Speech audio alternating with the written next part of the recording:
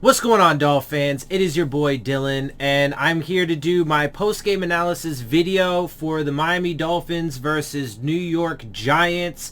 That was just played yesterday. Obviously, it is a W, another win. That is 5 straight for the Miami Dolphins. Just real quick, there wasn't really a ton of bad in this game, just like last week. It was a pretty solid overall game. So I'm just going to mention the couple things that I would, tweak and nitpick a little bit. Jason Sanders missed another field goal. You would hope that the offense could be a little bit more efficient overall. They still need to work on that. But unfortunately, I don't think that is going to happen this year. I don't think that's something we are really going to see much improvement on this year because of how bad the offensive line is, how unreliable the receivers are, and how bad the run game is. So Tua, while he absolutely is elevating this offense and certainly putting them in position to be successful and win,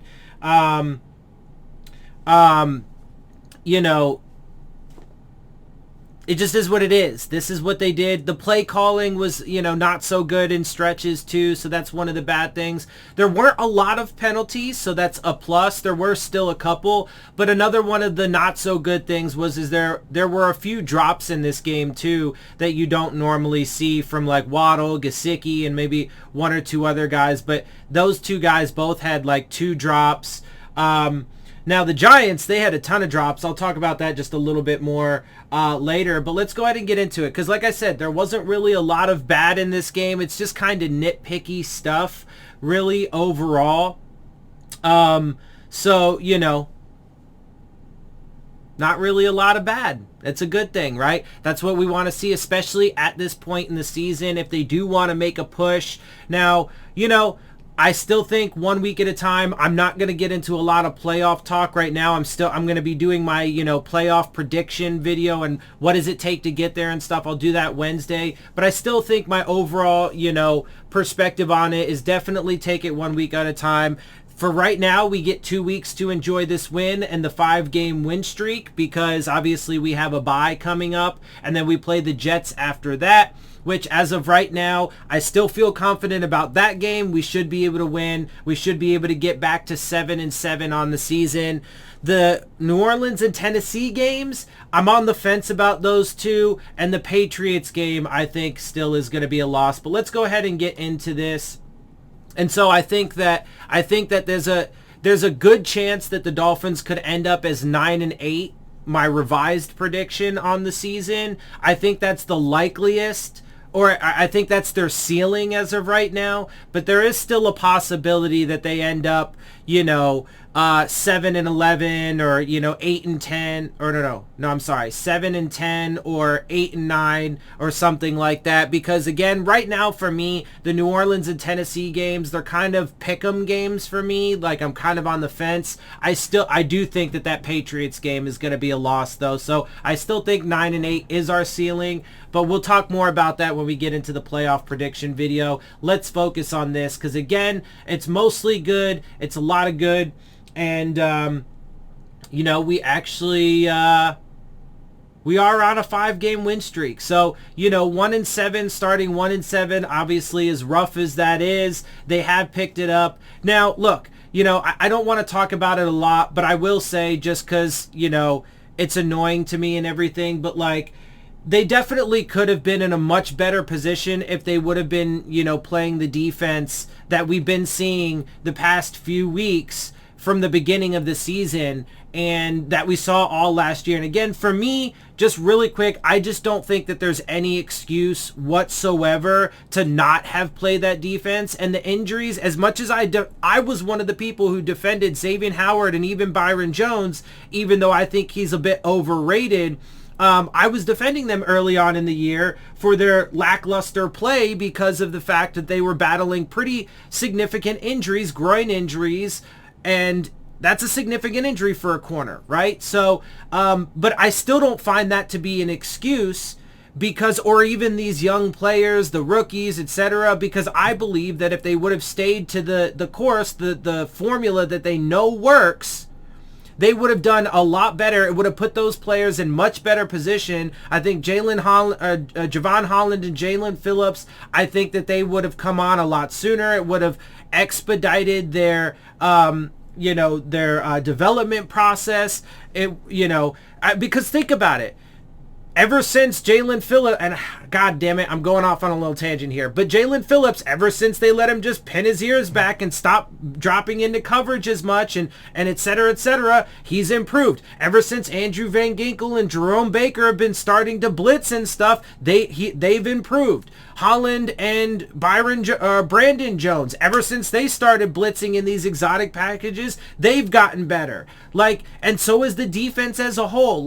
There's literally no excuse to me, and the only thing that I see from it is that, to me, that's when I look at the grand scale of things and how Brian Flores has treated Tua, and intentionally, in my opinion, in my evaluation, and it's not just with this, but a number of things, the way he's jerked him in and out of the lineup, et cetera, set him up for failure on offense with a shitty offensive line, unreliable weapons, and no run game, et cetera. I think this is another example of how he was just trying to screw Tua over because, and yes, I absolutely think that he was perfectly fine with, to some degree, sacrificing his defense in the early portions of the season because he knew that one of the overriding narratives, and certainly when it came to the national media and, whatever, the people who matter to Stephen Ross, right? Because Stephen Ross doesn't listen to the fans. He doesn't give a shit about the fans. He only hears stuff primarily from, national media because they're prominent and they're all over the place.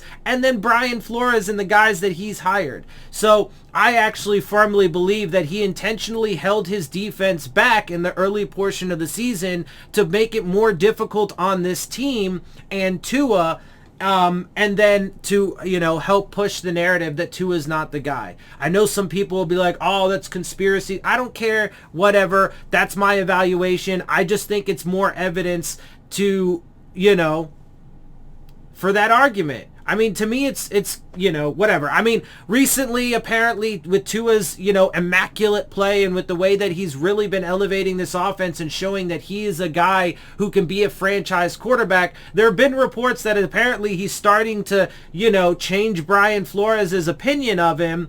But, we talked about it before. Was the checklist that Brian Flores gave this kid, is it even possible to complete? Or is he just completely sold on Deshaun Watson, and that's that's what he's going to push for, and that's in large part the reason why I talk about him setting Tua specifically up for failure to push that narrative that he's not the guy, because he never wanted him to begin with. He's been the one pounding the table for Watson. All right, anyway, enough of that. Enough of my little tangents. It blows my mind, and it's inexcusable to me. And look, because this is the final thing I'll say about it. There's one of two reasons, really, why they didn't employ the defense for the entire first half of the season, right? Because they could have done it much, much, much sooner. Even with Byron, because first of all, Byron Jones and Xavier Howard didn't actually have those injuries for the first game or two. Okay, then they only had the injuries for a few games before they really started to get healthy again and started to play better. It's either incompetence or it's intentional. Those are the only two reasons why they didn't play that. And again, Vegas, Indianapolis, Jacksonville, Falcons, at least in those 4 games, if you would have employed the defense, all of those games could have been fucking wins for the Miami Dolphins, or at least you'd be 2-2. Right? Carson Wentz, Trevor Lawrence, some of the quarterbacks you'd go up against, right? So there's no excuse, and it's either incompetence or it's intent. And I will agree that Brian Flores, when he actually employs the defense that he has a reputation for, he's masterful at it, right? And people talk about, it's the only reason why the play calling is better and stuff is because Brian Flores took over the play calling. No, I think it's just that I mean, maybe he did. Maybe he actually is calling the plays. But either way, what it came down to is Brian and he even said it to his team and then got upset because Elijah Campbell came out and told the media, right? He even said it to his team. We're going to play an entirely different brand of football. They were playing the conservative bullshit, zone shit in the first half, and it failed miserably. There's no and I actually don't believe that he's that incompetent. I think it was intentional. All right, enough of that soapbox. Let's get to this because the Dolphins, as I mentioned, are on a 5-game win streak. They are now 6-7. Giants dropped to 4-8. By the way, I was super close in my prediction score-wise. I was really hoping at the very end of the game, though, they would be aggressive or whatever. They would get a touchdown to make it 24-9 because that was my score prediction. And I was super pumped and hoping that for once I'd be like dead on with my score prediction. It didn't work out that way. It is what it is. But the Dolphins obviously do get their win, and I'm happy about it. I'm ecstatic about it. I'm enjoying it. Even though I think this team still does have a lot of serious issues that are fundamental and at the root of the organization, I can still enjoy the wins because I'm a fan, and that's what I want ultimately, right? So anyway, they win by a margin of 20-9. Giants now 4-8. Dolphins 6-7. The Dolphins had 297 total yards to their 250. We had 229 passing. They had 159. We only had 68 rushing yards on the ground. 68 rushing yards, obviously not very good there. So the run game still sucks, but it's not really surprising. It just kind of is what it is. Obviously, one of the negatives of this game. They had 91 rushing yards. And especially too because their rushing defense is not very good, and ours is actually pretty good. But we still especially at this point with having ever since Raekwon Davis came back. But then we still did let up 91 yards on the ground. So, little nitpicky there, but it is what it is because overall the context and the results and stuff were good. So we were 4.4 yards per play to their 3.9. Neither team had a fumble. They did have the one interception.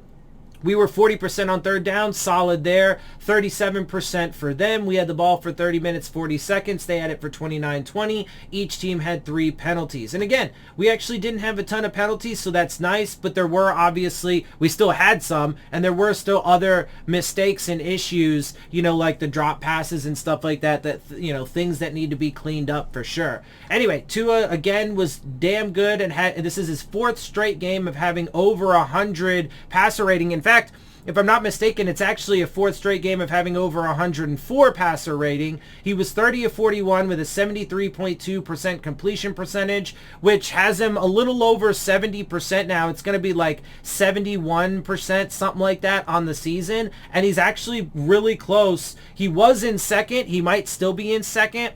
But he's getting close, I think, to taking first in the league, tops in the league in completion percentage. Anyway, 244 yards, 2 touchdowns, no interceptions, and a 104.1. Mike Glennon was 23 of 44, 52.3% completion percentage, 187 yards, no touchdowns, an interception, and a 53.9 passer rating. Real quick, because I'm fair and I'm objective, I just want to say that, and I mentioned it earlier, the Giants had a ton of drop passes. Like Galladay had one, Saquon Barkley had a few. I think he was 6 of 9 on his the pass attempts to him, and I think all 3 of those incompletions were just drop passes. Like they were dropping passes left and right, and if they didn't have that issue, now of course it's also fair context just going into this game that they are a pretty injured team to begin with. Offensive linemen, receivers, right, like defensive players, like obviously their quarterback, Daniel Jones, didn't play, so that is part of it. Dolphins good at taking advantage of that, whatever, and they're obviously not a very good team to begin with either, so those are important pieces of context when you do talk about this and evaluate the performance and whatnot, but they did what they were supposed to do and take advantage of that. But the point here, though, is that I actually don't think Mike Glennon was quite as bad as it would seem. He wasn't great, by any stretch of the imagination, but if a lot, there were at least like 5 or 6 drop passes by his receivers. And if those didn't happen, then they likely would have been a lot more productive. His stat line would have probably been much better, at least would have been, a solid stat line. And the game actually could have been different. The score might have been, pretty different. And there's a chance that the Dolphins maybe even would have lost. So, but again, hey, if they want to make those mistakes, if they want to have those issues, that's on them. Those are things they need to figure out. I'll take it, and the Dolphins took advantage of it. So, it is what it is. Anyway, let's continue on. Rushing, Myles Gaskin had 15 rushes, 44 yards, 2 touchdowns, and a 2.9 average. Salvon Ahmed, 8 rushes, 23 yards, and a 2.9 average. Wait. Hang on. I'm sorry. Myles Gaskin did not have 2 touchdowns. That's my bad. I knew that seemed weird. I guess I just forgot to change that when I was going through my template here. Anyways, so Saquon Barkley was 11 for 55 and a 5 average. Devontae Booker 6 for 36 and a 6 average.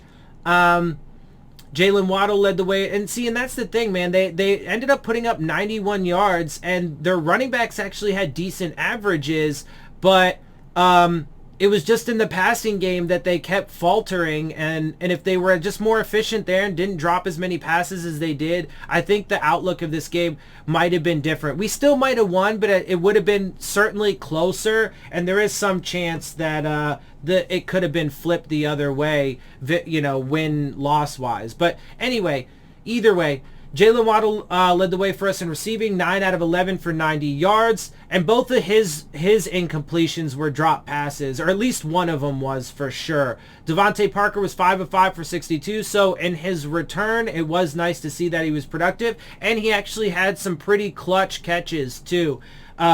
Some big boy throws by Tua and pretty clutch moments. So Mike Gesicki was 7 of 11 for 46. Albert Wilson 4 of 8 for 26. Matt Collins 1 for 5 and a touchdown. Isaiah Ford 1 for 2 yards and a score. Evan Ingram, he dropped a pass too. One of his the one incompletion for him was a drop pass. Evan Ingram was 4 of 5 for 61. Kenny Golladay 3 of 5 for 37. Farrell Cooper 2 of 3 for 21. Saquon Barkley 6 of 9 for 19. Kyle Rudolph 2 of 4 for 18. Devontae Booker 4 for 18. Darius Slayton 2 of 7 for 13. I would actually be curious to see the official number of drops for both sides in this game, but the Giants, man, they had at least like 4, 5, 6 of them. Like, it was crazy. Anyway, Eric Rowe led the way for us defensively, 5 solo tackles, 2 assisted. Byron Jones, 5 solo tackles. Nick Needham, 4 solo, 1 assisted. Andrew Van Ginkel, 3 solo, 1 assisted, a tackle for loss, and a pass defense. Jalen Phillips, 3 solo, 2 sacks, 2 tackles for loss. Had another really good day.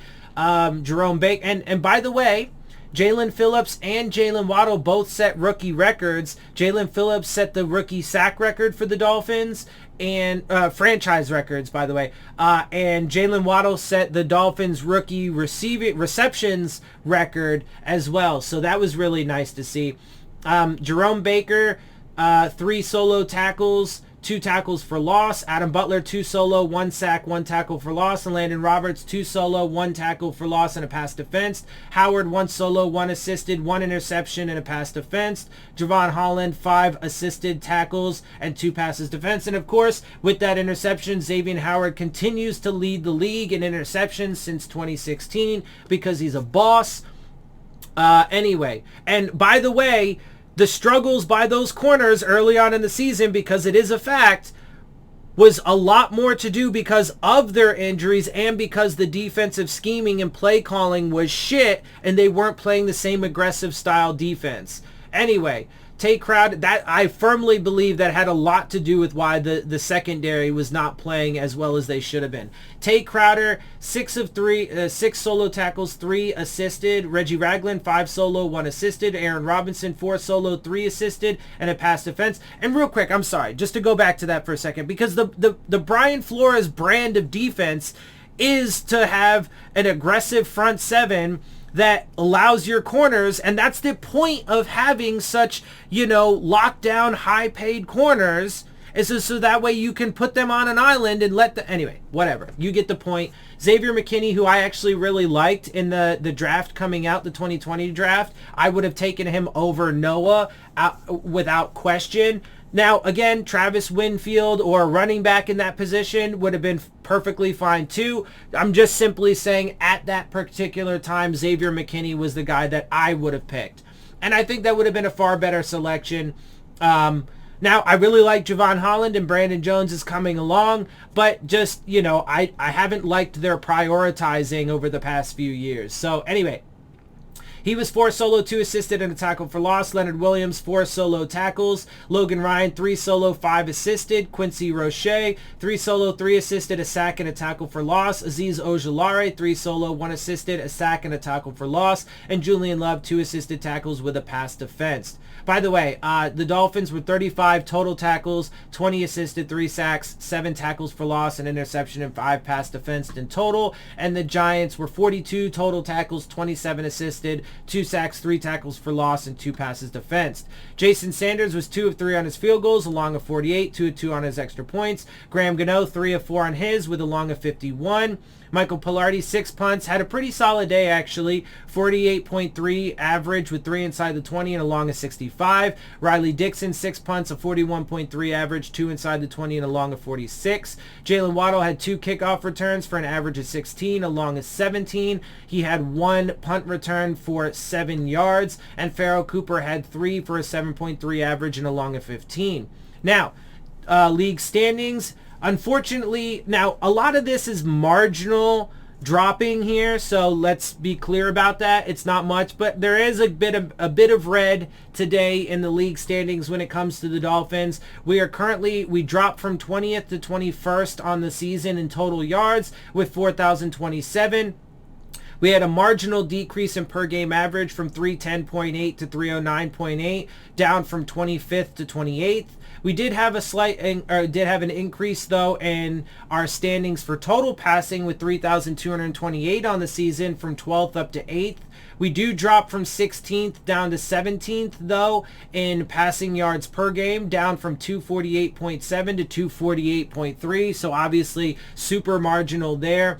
But it does drop us 1 spot. And rushing, we now have 1,030 on the season. We do drop from 28th back down to 30th. We remain at 31st in the league in rushing yards per game, dropping a little bit from 80.2 to 79.2. We do have a 1 spot increase though in total points, up from 21st to 20th, 16th after ties with 254 on the season. We didn't change in per game average from 19.5. We remain there. That does drop us 1 spot from 24th to 25th or 21st after ties. And we remain we did have a, let's see, it was 42.1, I want to say. We actually did have a slight increase. Sorry about that. I forgot to fix this up. But we actually did have a slight decrease, in our third down offense. No. What am I doing here? I'm sorry. We stayed the same. I don't know. Anyway, I'm not going to worry about it. There was a minor change. We had a slight decrease. We went down just a little bit, but we remained 10th in the league. I'm not going to spend too much time on that. I just screwed it up here in my my template, so that's my bad. But I do remember we had a slight decrease. It was like, or a slight increase. Whatever. You get the point. We remain at 10th. Defensively, we do drop in yards per game from 367.4 down to 358.4. That is an increase from 24th up to 21st in the league. In passing yards per game, we dropped from 281.5 to 274.2. So as you see, a lot of green on the defensive side of the ball. That's 29th up to 27th. When it comes to rushing yards, we dropped from 104.9 down to 103.9. 0.8 per game, which is good for 10th. We didn't have any movement there, but we remain 10th in the league. When it comes to points, we do drop from 23.3 to 22.9, from 19th up to 11th. You love to see it. Takeaways, we only got 1, so we move up from 19 to 20 on the season. We remain at 8th in the league, or 6th after ties. When it comes to interceptions, we go from 10 up to 11 on the season.